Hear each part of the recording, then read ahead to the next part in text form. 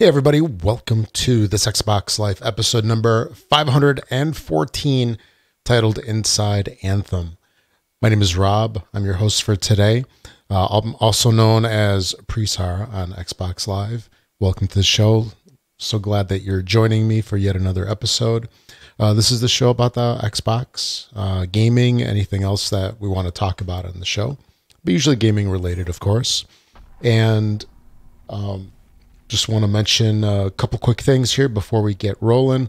That's listen to us live on Twitch, Mixer, and YouTube on Sundays, approximately 10 p.m. Central.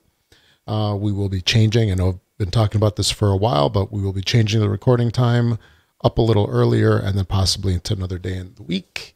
But that is, we don't have a firm date on that. But the move earlier is going to happen sooner rather than later. And then the move to another day is still to be determined. And then, as usual, we are not affiliated with the Microsoft or the Xbox in any way. This is a show being done by fans of the Xbox, and the views and opinions expressed on the show do not necessarily reflect those of Microsoft. All right. So running over into what I've been playing over the past week. So the number one thing is I've been playing Chiberia. It's a real life game.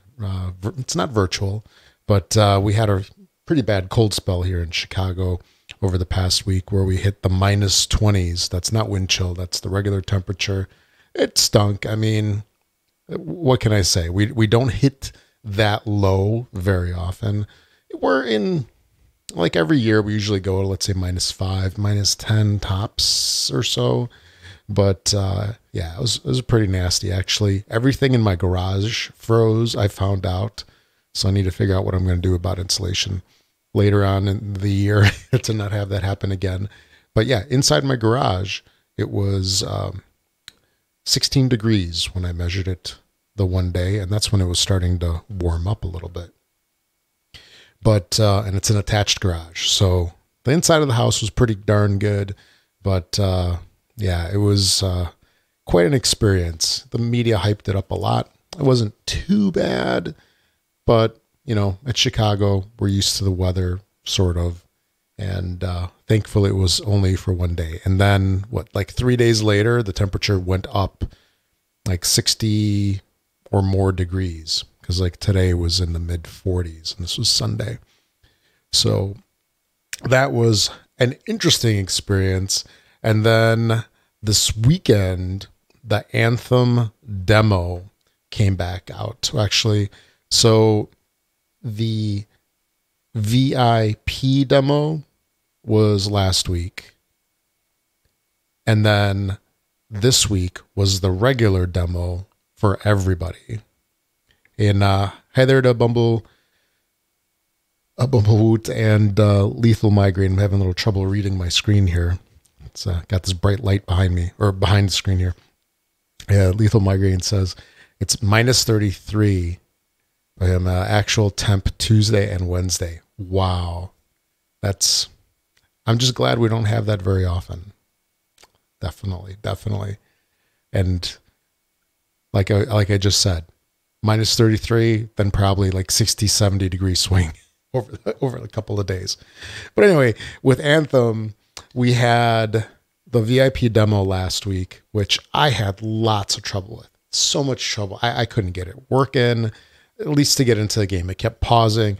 And then Don had mentioned basically just restart the whole game, continue where you left off, and it lets you in. Well, thankfully, they got that solved. It wasn't an issue for the demo this weekend. So got some Anthem gaming in. And I also want to say, so last week I had mentioned that the walking through the home base seemed like you're gliding. And I think they fixed it a little bit. They did something. I kept looking to see if it still felt the same, and it didn't. It felt a little more natural. Not 100%. It probably would have been a lot better if it was like a third person view, and it just would have been more believable or more realistic, not as bothersome.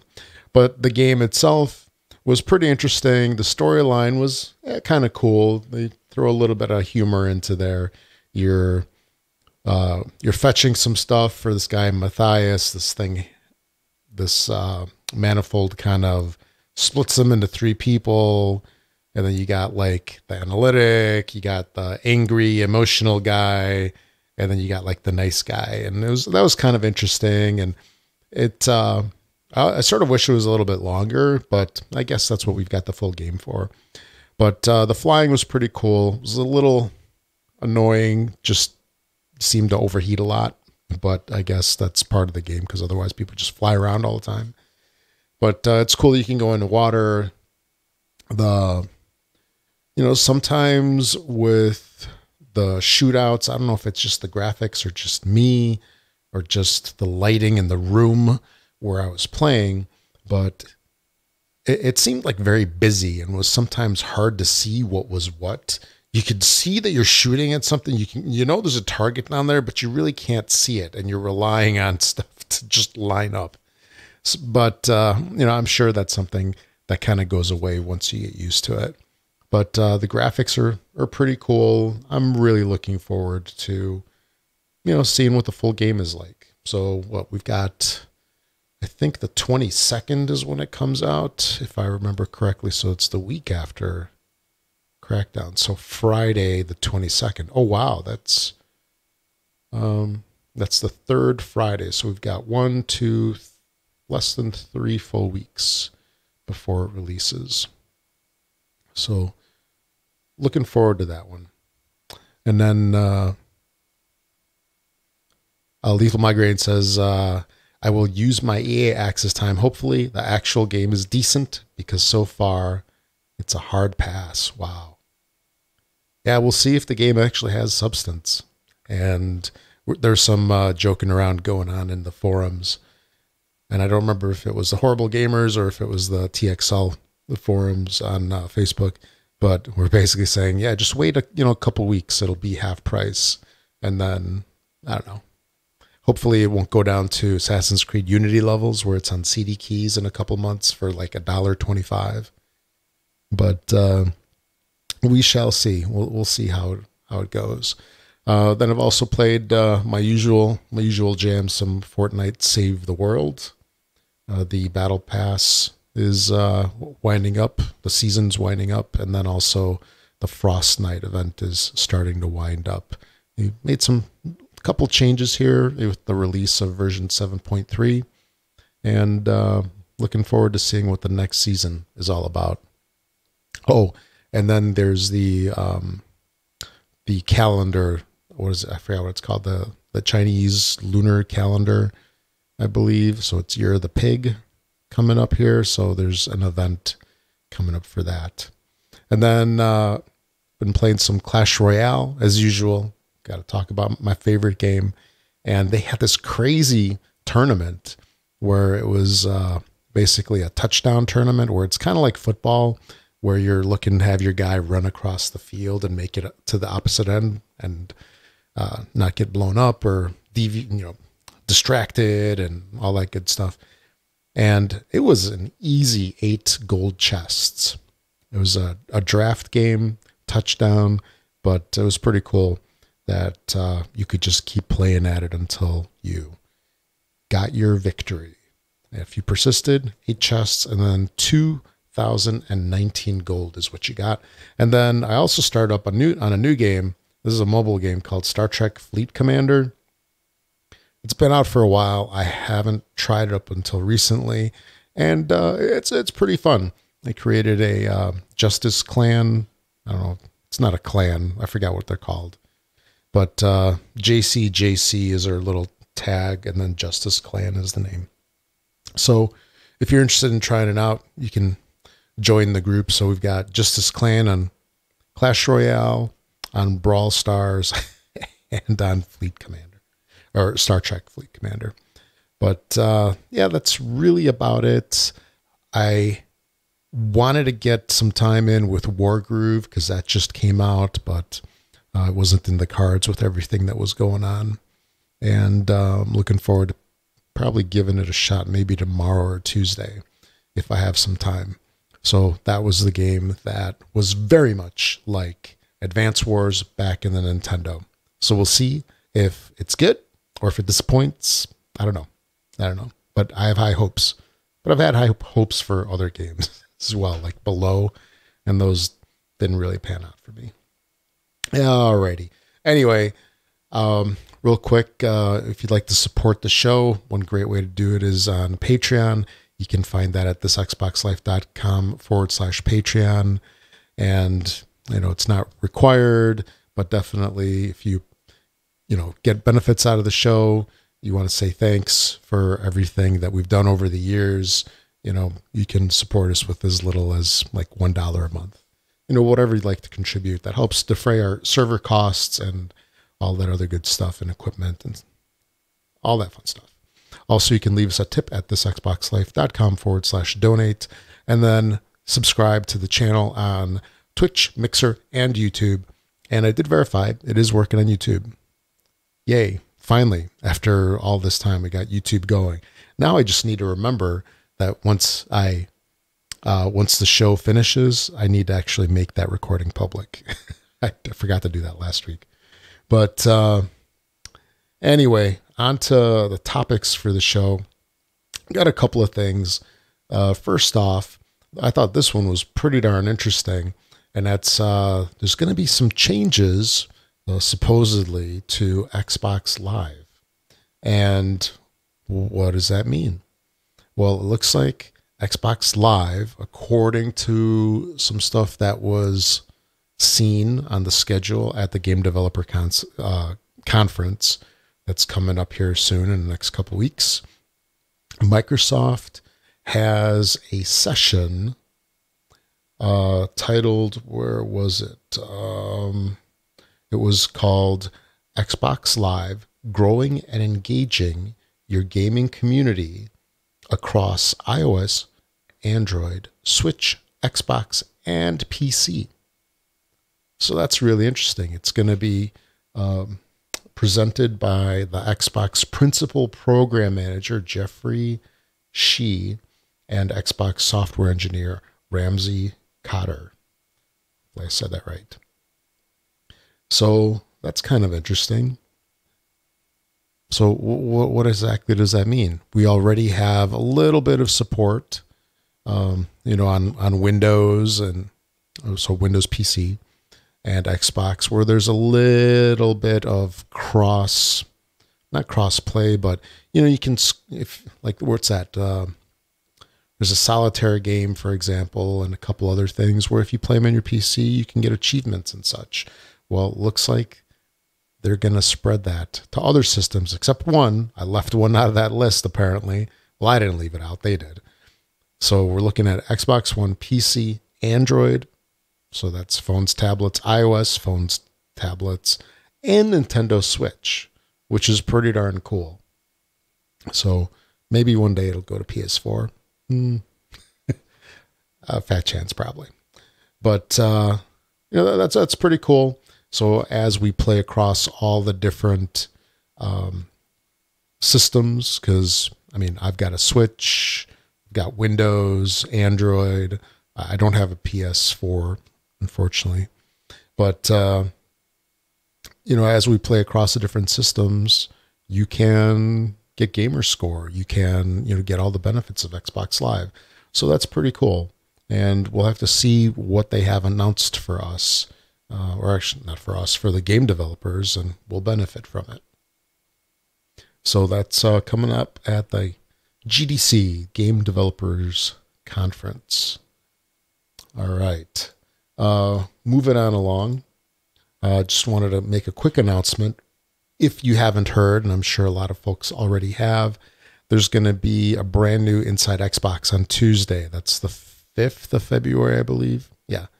On Tuesday, and it's going to be, just like how they had the Inside Xbox, prior to Forza Horizon 4 and Sea of Thieves, this one is coming out just prior to the release of Crackdown 3.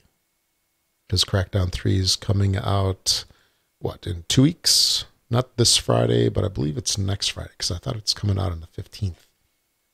So it's coming up real soon. So, they want to get the hype machine going, and it's pretty cool. It gives us a bunch of information, bunch of cool info, in preparation for the release. It gets everybody excited. And the last Inside Xbox, I think, was the XO18. And I thought that one was phenomenal. I hope that they keep up a similar kind of format. I know that they're not going to be at the show, at any kind of show, but I really hope that they keep up that like really great polished look. The first couple were kind of hokey. I didn't really care for that. Hey, let's look at everybody's posts on Twitter. And, that to me, that was like them killing time. But hopefully we'll have a good show, and, it'll get everybody excited about this new game that's coming out. Now, Crackdown 3. There's an interesting situation with Crackdown 3. So this game was planned for a long, long time. We saw it at E3, maybe the Xbox reveal. I don't even remember. It was so long ago, right? Where they had, we're going to capture the power of the cloud, and we're going to have all this compute power. It's going to be like a dynamic world. You can blow up everything. And the game got delayed, pushed back. We were joking with Wing about, hey, is the game ever going to come out? Is it canceled? Is it canceled? And the thing is, we joked about that for like a couple years almost, just because this game was just MIA. Was it vaporware? What was going on? So eventually they said, hey, this game is coming out. It's coming out in February. And you know what? It's February. It's coming out in 2 weeks. Actually, less than 2 weeks. And there's some stuff that's missing. There's some stuff that's definitely missing. There's supposed to be, I think, a demo, right?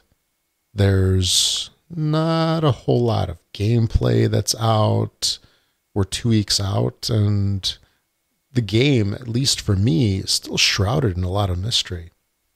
And apparently, there's a guy over at Forbes that has quite an interesting view on the game. So there's a article titled, "With under 2 weeks to release, Xbox's Crackdown 3 still looks abysmal." Wow. So I'm going to read a couple of paragraphs from this, just because I thought it was kind of interesting.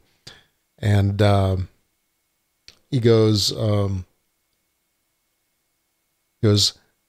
not exaggerating when I say that I have not seen a single second of Crackdown 3 footage in the last few years that has looked good. And recent videos are somehow looking even worse as more about the game is revealed.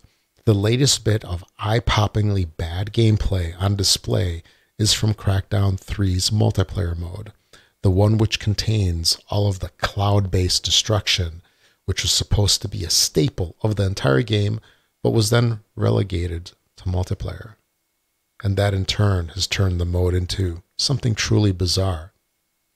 I don't even know how to describe what I'm seeing in an IGN demo video. Apparently, the cloud destruction is so taxing that every map has to be just a series of geometric shapes rather than anything resembling the city of the open world mode. And the result is something that looks like a VR game gone wrong at best, or a barely scraped together tech demo at worst. Even the destruction itself is underwhelming and weird, and not even on par with that which we see in Battlefield games or in ancient titles like Red Faction, from what I can tell. And this is a game that comes out in less than 2 weeks, February 15th. Oh, February 15th. I think I wait, let's see here. No, that's right. Less than 2 weeks, because the 22nd was Anthem. So if I said 3 weeks, I meant 2 weeks, but I think I got that okay. Anyway, well, I know that Microsoft and Xbox are working to get back on track. to be a brand that produces must-have exclusives like Sony and Nintendo. This seems like it's going to be a pretty significant moment for the Dark Ages. A game that languished in development for years and then was ultimately released to be, I don't even know. From what I've seen, I am having significant trouble even giving the benefit of the doubt, as I cannot imagine how a good game could possibly emerge from this footage. Then he goes on to say, the good news about Crackdown 3 is that it will be part of the Xbox Game Pass, meaning that it's free for everyone who has that. This means that you can essentially try it out for free without having to shell out $60 for a copy. I can't imagine risking $60 based on what's been shown here for not only years of early development, but now here in the literal launch month. The only good thing that I've seen that's even adjacent to this game is the involvement of Terry Crews, which I imagine will not be enough to save it. Wow, that's interesting, but I think that that sentiment is shared by a bunch of people, and we'll see an interesting take soon on that. But he brings up some good points. It's just I think with the way that game demos work and so forth, and at least with marketing and PR, a lot of companies are like, hey, check our game out. Hey, look how great this is. Hey, look at all this cool stuff. And are they hiding something? Is this going to be a game that gets released just because the studio's like, we've been working on this forever. We just got to get this out. We can't continue with this. We just got to get it out the door. Well, we're going to see. We're going to see in 2 weeks. And I bet a lot of folks are probably, if you don't have Game Pass, you don't get immediate access to it. I bet a lot of folks are just going to hold off. They're going to see what the ratings are, what the reviews are on the game. And we'll see. We shall see. So it's coming out in less than 2 weeks. Then a little more on Crackdown 3. And I thought this was kind of interesting because, they've been talking about the whole, power of the cloud to make all the effects possible, which I really don't understand. It's like, why can't they make explosions be done on the console itself? Why do you have to go to the cloud? But I'm sure there's reasons. And there was an interesting article that I read about some of the background info on this whole cloud development. And let's see, Microsoft Studios creative director Joe Staten basically talked about the whole the whole cloud experience. And he said that the game with the cloud power runs basically with the power of 12 Xbox Ones. So that's kind of interesting. So what he said is, what we're doing in Wrecking Zone is we're running Havoc in Azure, or Azure, depending on who you are and how you say it. We're spinning up the equivalent of 12 Xbox Ones, that level of cloud compute, to do this lockstep full destruction. What this means is that if you're on a day one Xbox One from 4 years ago, or a brand new Xbox One X, that experience of destruction will be the same on all platforms.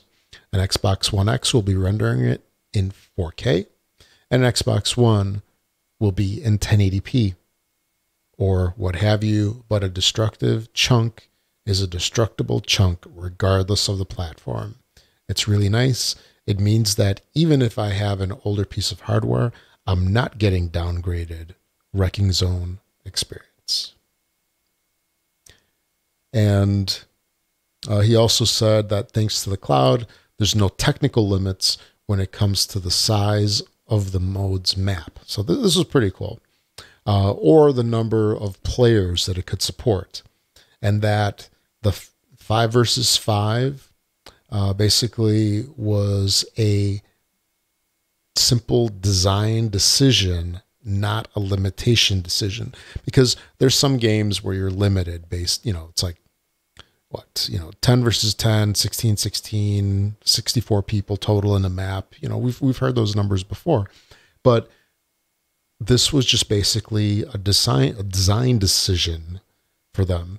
And furthermore, according to Staten, cost became an issue after a while, as running too many Azure servers would be too much cost and not enough benefit. So that's kind of interesting. So every time that you're playing, I guess this mode here, you're harnessing the power of 12 Xboxes. Would that be 12 plus yours? 12 total, including yours? But still, that's quite a bit of power. Number crunching and all that good stuff. And I could see also why and this is just my thing here, I'm just thinking about how they folded it just into the Wrecking Zone experience here. And if it was for the entire game, would that mean that they're just consuming too many Azure resources? And then Azure people are like, oh, no, you don't. You're not using our servers that much. But it'll be interesting to see what this is all about. It'll be interesting to see if it's worth it, if it'll be done again, if this proves to be, I'll call it an experiment that Crackdown's doing. If it proves to be good, then other games surely are going to try to do that. And I'm sure that Microsoft is probably going to make it a service. Like, hey, when you do Xbox games, you can also leverage the power of Azure for everything. So that'll be pretty interesting to check out. And then he closed out and he says, cloud destruction took longer than we thought to figure out. Well, yeah, apparently. Certainly from a technical point of view, but even after we wrapped our heads around that problem, figuring out what was truly fun, simple lessons we learned, like player count or session length or game rules. All of these things require careful testing. So much about multiplayer gameplay, arena PvP type multiplayer, is predictability of cover. Once you start to destroy all geometry in the area, players can no longer rely on that fundamental rule of gameplay. We had to iterate, make mistakes, rebuild, and think about gameplay in a different direction. So that's pretty interesting. I guess, if you can blow up everything, that does change the rules of the game somewhat. But February 15th, coming soon to an Xbox and Azure system near you. All right. Another thing, this was quite interesting. I don't remember this being posted in any of the groups, but apparently there's a kid in Boston, I believe, that over the course of 13 months racked up $13,000 in charges. That's really crazy. I could see it happening. I mean, the allure of, especially these games where you have all of the cosmetics, like Fortnite, where you have the skins and, updates, loot boxes, and all that crazy stuff. It's easy to just keep going. And especially if you're not paying. If there isn't that perceived cost where it's like, it's affecting me, it's coming out of my pocket, I need to pay my rent. If that is disassociated because it's not your money, it's your parents' money, then, I guess this can happen. What was interesting is that the mother and father of this kid think that the charges occurred when their son repeatedly, I say air quotes, repeatedly pressed a button on the controller trying to get into games faster. They think it was unintentional. What? Come on. Really? And the parents thought that they had blocked in-game purchases, but apparently they hadn't. So this kid racked up as much as $300 in a day. And wow, that's a lot. But again, depending, I haven't seen anything on how old these kids are, but you keep going, keep buying, it all adds up. So up to $300 a day. And the parents say they thought it was under control. And they also missed dozens, probably hundreds of Microsoft receipts, basically emailing the details of the purchases. Because, I get them. I'm sure everybody else does. You purchase something on Xbox Live or in the store, you get emailed your transaction details. They come to you in like minutes, if not seconds. And apparently the parents missed all of these. They didn't see the charges or anything on their credit card receipts either after over a year. And how does that happen? I just don't understand. How do you just not notice thousands of dollars of charges? And basically they took it up to Microsoft, and Microsoft basically said the Xbox offers tools to limit access of kids' accounts so there's no surprise spending, and they're not refunding the money. Wow. But, it's very easy for somebody to just basically say, hey, these were all an accident. Give me a refund. Buyer's remorse. But I guess Microsoft, at least for the time being, is not refunding anything. It's sort of like, hey, you guys bought it. And I'm curious to see what you guys think. If, do you think that Microsoft should refund the money? You think the parents were part of this somehow? It just seems crazy. It seems negligent, sort of. I just don't understand. I don't understand how it can go up to 13,000 before you notice that your kids are dropping all that money. But anyway, I thought that was quite an interesting story there. Another interesting story that I saw was that smart glass is apparently still around. Well, I thought it was kind of gone once the new Xbox apps came to be. But yeah, smart glass is still around, and it just recently got an update to help sharing of screenshots and videos to social media. So apparently Microsoft has been listening, air quotes again, to people's concerns about how difficult it is to share, screenshots, video clips, and it's a pain, definitely. And Smart Glass has been updated, and now you can share your media from the Xbox One to social networks and your smartphone directly. So basically, you can take a screenshot, share it on Twitter, Instagram, Discord, iMessage, email, Twitter, all that good stuff. So if you do that stuff regularly, you might want to check it out, because like I said, I thought Smart Glass basically was done, but it has a purpose finally. So check it out. And then this is kind of big news. If you're a Game Passer, we got a new game dropping in there, and that was Tomb Raider Definitive Edition.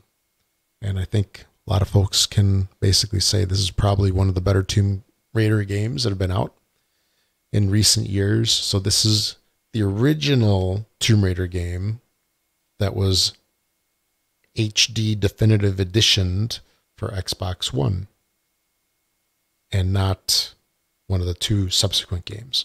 So definitely check us out. It's in Game Pass if you haven't played it.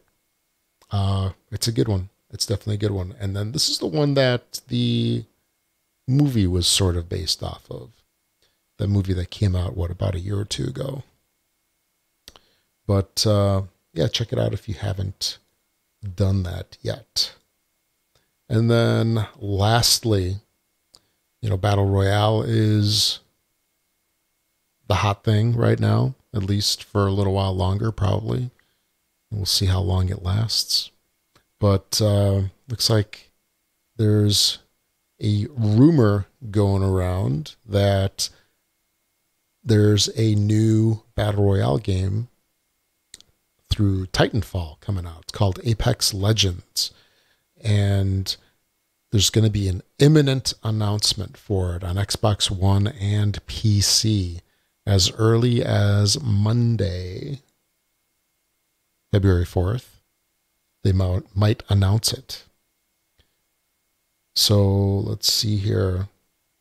So there was a tweet that said sources who have played and have knowledge of the game confirm that Respawn is set to announce and release Apex Legends on Monday, February 4th, a free-to-play Titanfall hero battle royale game for PC, PS4, and Xbox One. So I guess there's some talk on, what's going on with Respawn. They're working on Star Wars Jedi Fallen Order. Do they have time to actually work on this? We'll see. We'll probably know in 24 hours from when we're recording this whether this thing's going to happen or not. But very interesting. And I'd be curious to see how that works, because you're basically what? Robots, big robots jumping around, shooting each other. Very interesting. So that's about it for the roundtable this time. A couple quick announcements. If you'd like to leave a voicemail for the show, go to thisxboxlife.com, click on the voicemail widget on the right-hand side. On that right-hand side, I guess when I do my camera here, if you're looking at the recording, I have to point left for you to see right. So over there. So you go to the right-hand side of the screen, click on the voicemail widget. You can record up to 90 seconds. If you need to record longer, you can leave multiples, or you can send an MP3 recording to contact at this Xbox Life. And you can also send emails there as well. But I did get a voicemail from Mark. Here it is. Hey, Rob, this is your buddy Mark. I was just curious what your thoughts are on Crackdown 3. Now, this game is supposed to come out in like 2 weeks. We have yet to see a multiplayer beta. We haven't really seen much marketing or anything going on it. And I'm just, guess I'm a little concerned that about this game. Been worried about it for a long time, and 2 weeks out, we really still don't know much about it, and haven't seen that promised multiplayer beta that was due last summer. So I don't know what your thoughts are. I'm a little worried. I hope this game is going to be great. I've been waiting for it for a long time, but I do have concerns. So I'm just curious of your thoughts. Thanks. Thanks, Mark, for sending that in. Miss the sound of your voice on the show, that's for sure. Hopefully you'll come on in, 2-3 weeks at least, and tell us what you think about your long anticipated and long awaited Crackdown 3 game. But, I talked about a couple of the things that you mentioned earlier in the show, and, you're right. It's like, I don't get it. Like, what's going on? What's the big secret?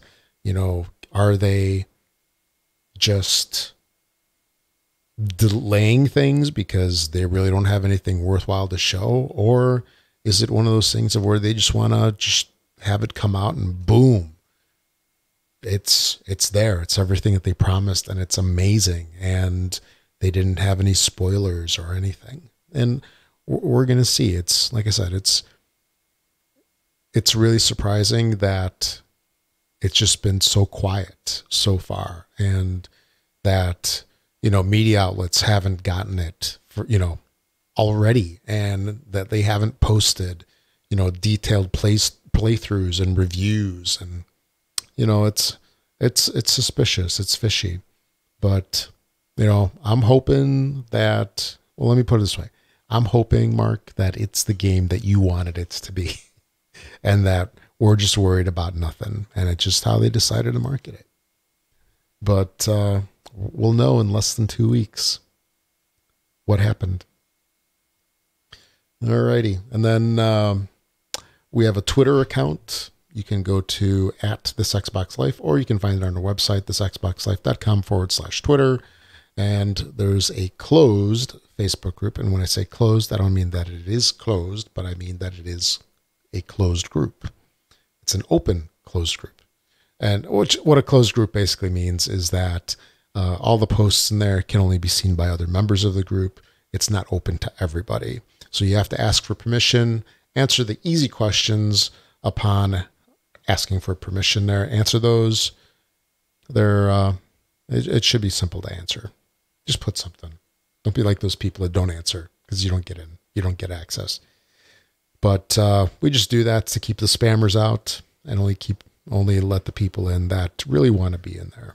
Because, those spam messages that we all used to get years ago before we closed it up, they were very annoying. They were not nice. All right. On to this week's retail releases. Okay, Rob, what you got for us today? What you got for us to play? Give us a list of games that we can buy and play. Okay, Rob. All right, retail releases for the week of February 5th through the 8th. I got a couple of things. We have Spike Volleyball, Xbox One X Enhanced, Ages of Mages, The Last Keeper, that comes out on the 6th. 39 Days to Mars comes out on the 6th as well. Riot, Civil Unrest on the 6th. Salt and Sanctuary, also on the 6th. Hey, another one on the 6th. Access Denied. I just looked at the picture of it. It's a puzzle game. And then on the 7th, we have Pumped BMX Pro. It's one of those BMX bike games. You're scrolling across the screen. On the 7th, we also have Evil Land Legendary Edition, Pipe Push Paradise on the 8th. Away Journey to the Unexpected on the 8th. Well, there's a couple more here on the 8th. Glass Masquerade, Please Don't Touch Anything. Monster Energy Supercross, the official video game 2. And when we say monster, that doesn't mean monsters, but the energy drink. And Dark Quest 2. So there's going to be a whole slew of stuff coming out on Friday of this week. So what is that? 2, 4, 6, 8, 10, 12, 14 games coming out this week. But nothing really major. The major stuff is starting next week. And then Games with Gold did a little switcheroo here. When did that switch? That switched on Friday. Yeah, Friday, because that was the first. We continue the month from last month, middle of January, with WRD6. And then new for February was Bloodstained, Curse of the Moon. For Xbox 360 and backwards compatibility, we have Assassin's Creed Rogue and some discussion on that, I believe in a Facebook group, that it's actually pretty decent. It's one of the better Assassin's Creed games. And then, let's see here. A couple quick announcements before we close out the show. If you make any purchases on Amazon, please use our affiliate link. You can find that at the top of the Facebook group or on the website. just choose UK or US store. You do that each and every time you make your purchases on Amazon. It's a great way to support the show. It doesn't cost you anything extra. It just takes like 1-2 seconds to just click on the link and just do that each and every time you make your purchase on Amazon. We get a little finder's fee for sending you their way. It doesn't cost anything extra. I already said that. Also, if you're an iTunes user, another great way to support the show is to give us a 5-star rating on the iTunes store.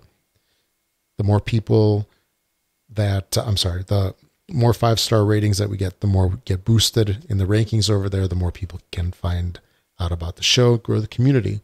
And then also follow us on Mixer, Twitch, and YouTube. Was it like, subscribe? I forget what they all say. At least all the YouTube folks. Smash that like button. All right. And then thanks to Learned Your Lesson for the music. And that's it for the show.